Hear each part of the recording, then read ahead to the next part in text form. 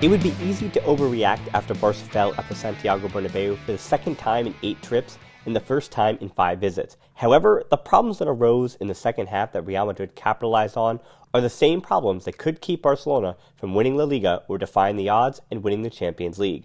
Here are 5 takeaways from Barcelona's 2-0 loss to Real Madrid. Hi, I'm Dan Hilton, and this is a Barcelona Podcast, YouTube exclusive. Let's start with the elephant in the room. Lionel Messi wasn't great against Real Madrid.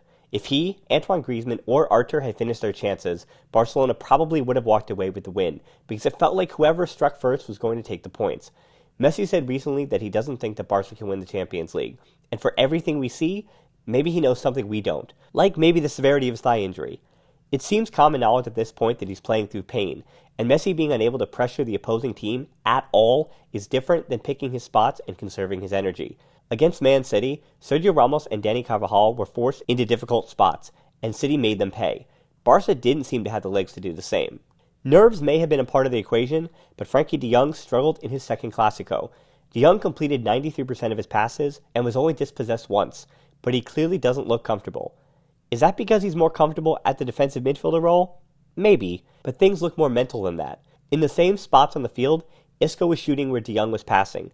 He has admitted that he needs to flip that switch and shoot, but his over-reliance on the pass in dangerous areas is starting to play into the opponent's hands.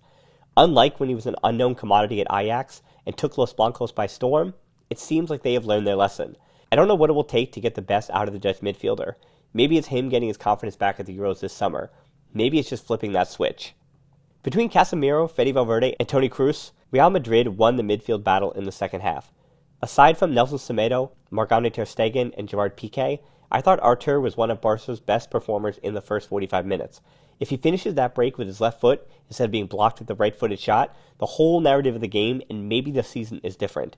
That said, of all the Barca players who ran out of gas in the game, Artur's slowing, both mentally and physically, put the team on the back foot. He turned off to checking to the ball when Jordi Alba needed him, failed to pick up his man and forcing teammates out of position on the first goal, and had moments that made you scratch your head as he was largely excellent for so much of the match.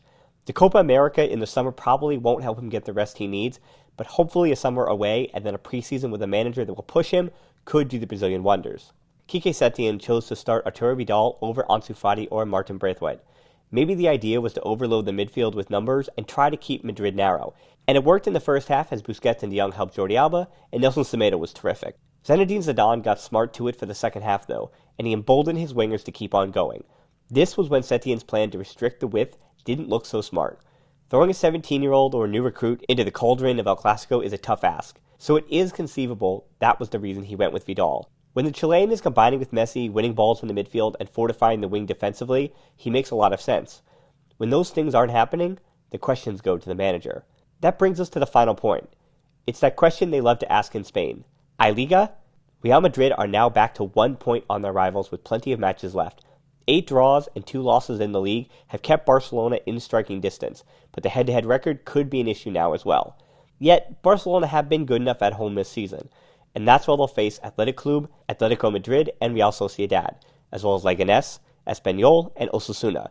The road matches consist of a trickier than expected trip to Mallorca and a tough one against Sevilla, but also Celta de Vigo, Villarreal, Real Valladolid, and Alaves, all places where Barcelona usually get points, and that actually includes Sevilla too.